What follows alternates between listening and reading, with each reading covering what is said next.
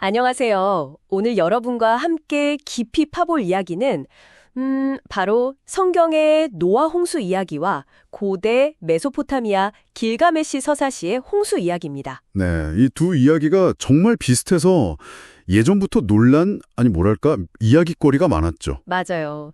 그래서 이게 정말 성경이 길가메시를 베낀 건지 아니면 다른 해석이 가능한 건지 오늘 한번 제대로 파헤쳐 보겠습니다. 바로 시작할까요? 좋습니다. 먼저 정말 놀랄 만큼 비슷한 점들부터 짚어보죠. 네, 두 이야기 모두 신적인 존재가 주인공에게 나타나죠.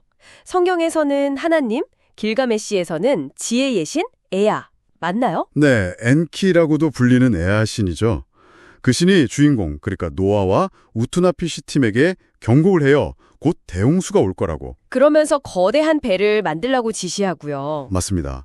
그리고 중요한 건 두 주인공 다 가족과 함께 각종 동물들을 배에 타워서 그 홍수 속에서 살아남잖아요. 새로운 시작을 위한 씨앗을 마련하는 그런 구조네요. 그렇죠.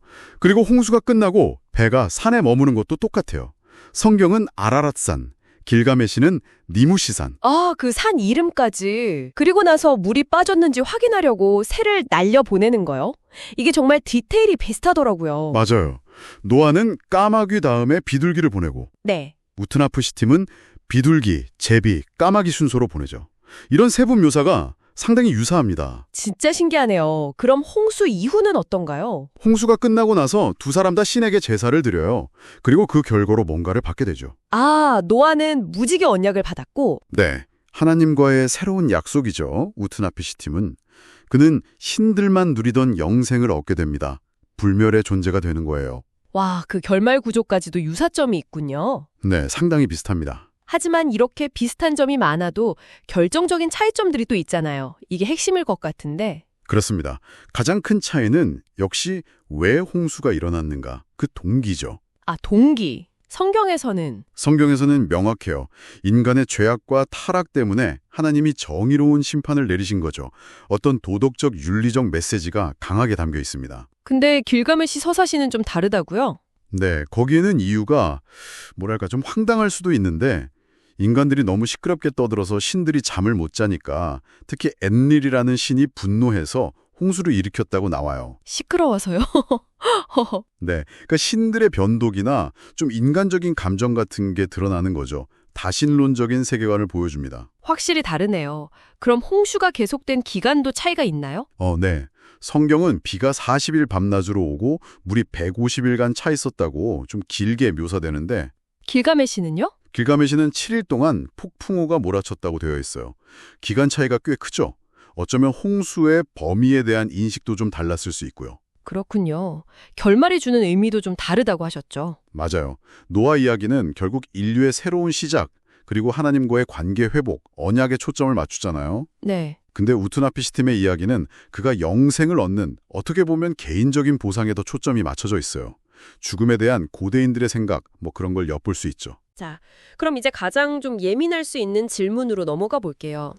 길가메시 서사시가 담긴 점토판이 기원전 한 18세기에서 12세기 정도로 추정되고 창세기는 보통 기원전 6세기 정도로 보잖아요. 최종 편집 시기를. 네, 연대 차이가 꽤 나죠. 그럼 정말 많은 사람들이 생각하듯이 성경이 길가메시 이야기를 베꼈다, 표절했다 이렇게 봐야 할까요? 학계에서는 길가메시 이야기가 더 오래겠다는 건 사실로 받아들입니다. 근데 이걸 현대적인 의미의 표절로 보진 않아요. 아, 표절은 아니다. 그럼 뭐라고 봐야 할까요? 그게 고대 근동 지역에서는요. 어떤 신화나 서사의 이야기 구조, 그러니까 모티프라고 하죠. 이런 걸 서로 빌려 쓰고 각자의 문화나 신앙에 맞게 바꾸는 게 아주 흔한 일이었어요. 아, 그 시대에는 원래 그랬다. 네, 저작권 개념 같은 게 없던 시전이니까요. 사실 길가메시 외에도 수메르의 지우수드라 이야기처럼 비슷한 홍수 신화들이 이미 여러 개 존재했었거든요. 그럼 차용과 재해석으로 봐야겠네요. 정확합니다. 성경의 저자들은 당시에 널리 퍼져 있던 홍수 이야기의 틀을 가져온 거죠.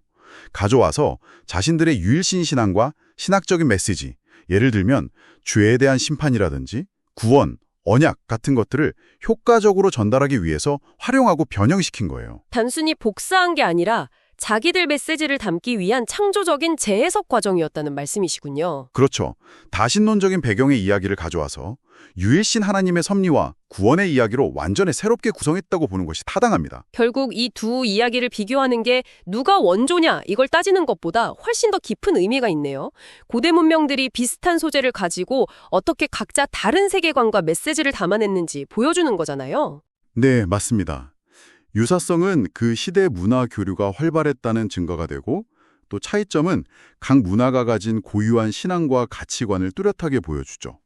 표절이 아니라 뭐랄까 공유된 서사 구조 위에 세워진 각기 다른 신학적 건축물 이렇게 볼 수 있겠네요. 네, 흥미로운 비유입니다. 마지막으로 이런 생각을 한번 던져보고 싶어요. 우리가 너무 잘한다고 생각했던 이 홍수 이야기조차 사실은 고대의 여러 문화 속에서 서로 영향을 주고받으면서 계속 변화하고 재해석된 결과물이라면요?